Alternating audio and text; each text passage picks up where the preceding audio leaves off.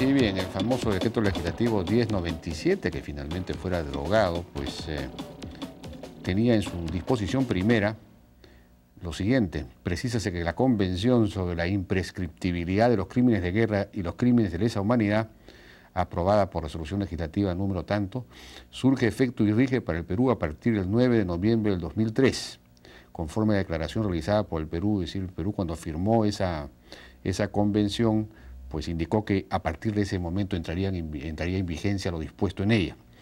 De modo tal que la famosa imprescriptibilidad solo se aplicaría a los delitos cometidos a partir de ese momento. Esto, entre otros temas, fue cuestionado por una demanda de inconstitucionalidad presentada por varios congresistas, y finalmente el Tribunal Constitucional ha resuelto señalando que es inconstitucional esta disposición primera y que, en buena cuenta, la imprescriptibilidad rige sin tiempo, es decir, desde siempre. Estamos con el vicepresidente del Tribunal Constitucional, el doctor Ernesto Álvarez Miranda. Doctor Álvarez, buenas noches, ¿qué tal? Muy buenas noches, muchas gracias por la invitación. Bueno, ¿con qué argumentos se sostienen esto contra el texto, digamos, de la propia declaración firmada por el Perú? Sí, el tema es muy simple. En principio, los delitos de lesa humanidad son imprescriptibles, y esa es una doctrina pacífica, establecida no solamente en todos los países de América Latina, sino en Europa y en Estados Unidos inclusive.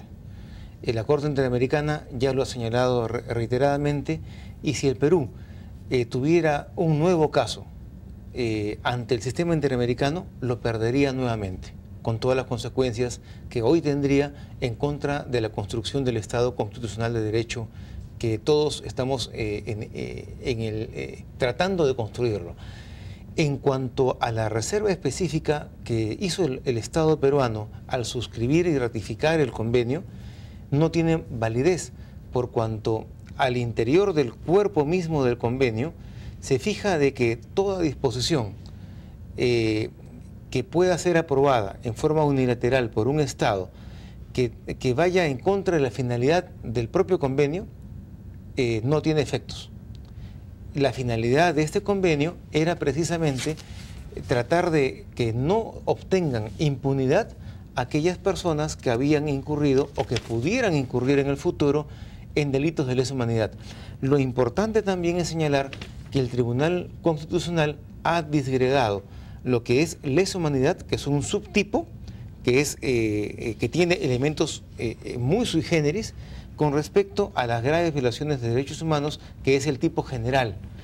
Pero, doctor, aparentemente en el convenio no se dice que esto rige aún antes de que se apruebe digamos, la convención, porque el doctor Vergara Gotelli, en voto singular, él argumenta que en la Convención de Viena sobre el derecho de los tratados, señala que el Estado parte no podrá invocar las disposiciones de su derecho interno como justificación para el incumplimiento de un tratado, etc.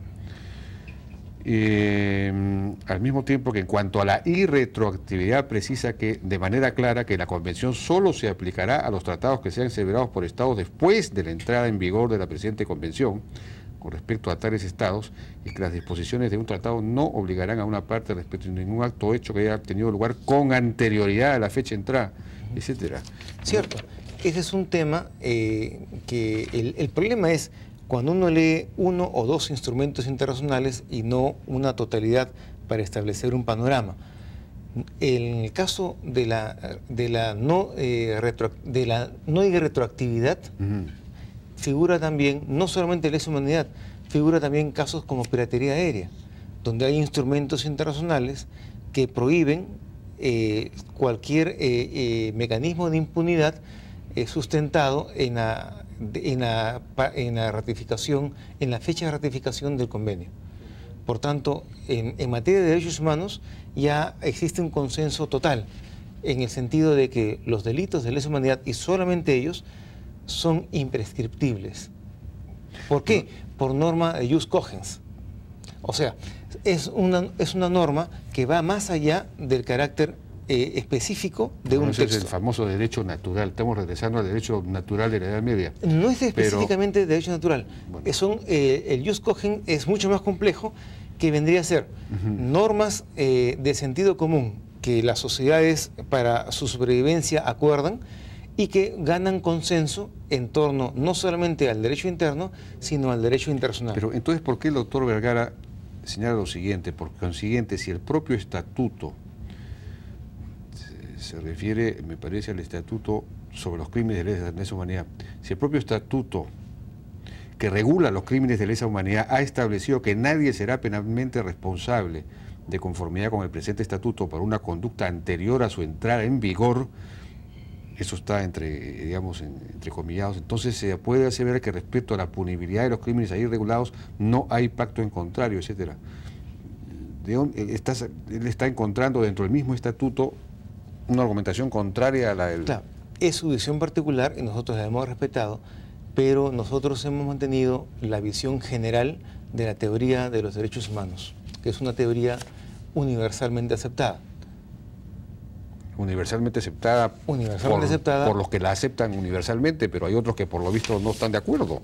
Bueno, siempre hay lugar a que un magistrado tenga una visión particular. Ahora, ¿esto qué implicaría? ¿Qué casos, por ejemplo, entrarían entonces a ser juzgados con estos tipos penales? Allí viene lo que yo considero no solamente valioso, el reconocimiento del tribunal en materia de derechos humanos, de una teoría aceptada, sino también de tratar de poner un poco de orden en este caos en el cual se ha sumergido por presión de diversas ONGs interesadas en la lucha por los derechos humanos, pero en contra de las fuerzas policiales y militares que asumieron la defensa de la sociedad peruana. Hay centenares de militares de diversos grados, de suboficiales hasta pequeños grados de oficiales, que están procesados por delitos de lesa humanidad. Así, se ha abierto instrucción como delitos de lesa humanidad, pero que no se encuentran tipificados de acuerdo a la Convención de Roma, ni a la sentencia uniforme, a la jurisprudencia uniforme de la Corte Interamericana, y que el tribunal recoge. Para si que no sea, se encuentran tipificados como delitos correctamente. Como delitos de esos hechos no son en su mayoría lesa humanidad. Por tanto, para hacer lesa humanidad, que esos hechos que pueden ser de una brutalidad o un exceso de uso de la fuerza especialmente repudiable, pero para que sean lesa humanidad se requiere sistematicidad, se requiere que hayan sido un ataque indiscriminado a la población civil y se requiere que sean parte de una estrategia, de un plan adoptado por el Estado. Esos tres elementos deben ser asumidos en forma copulativa, más el hecho de que se haya producido la tortura, la desaparición forzada o el asesinato. En ese sentido, muchos jueces han evitado abrir proceso penal por lesa humanidad, siendo lesa humanidad los hechos que ellos están estudiando. Pero por otra parte, contra muchos militares se ha abierto proceso por lesa humanidad cuando manifiestamente esos hechos no constituyen lesa humanidad. Pero ahí el tribunal cómo puede influir. El tribunal justamente ha señalado de que la atribución es la atribución de la tipificación corresponde al juez penal, pero el tribunal, en el ejercicio del control transversal que hace de todos los actos, de todos los órganos constitucionales, tiene la posibilidad de corregir al juez penal vía jurisdicción constitucional, esto es, vía habeas corpus. De acuerdo. Se ha habilitado en buena cuenta una vía para la defensa real de los derechos humanos, no solamente de aquellos que han desaparecido, han sido torturados, han sido brutalmente asesinados, sino también de aquellos que injustamente han sido acusados y están 9, 10, 11 años con esta tragedia familiar. Sí, inaudito. Doctor Ernesto Álvarez Miranda, muchas gracias por su participación en La Hora N. Vamos a una pausa y regresamos.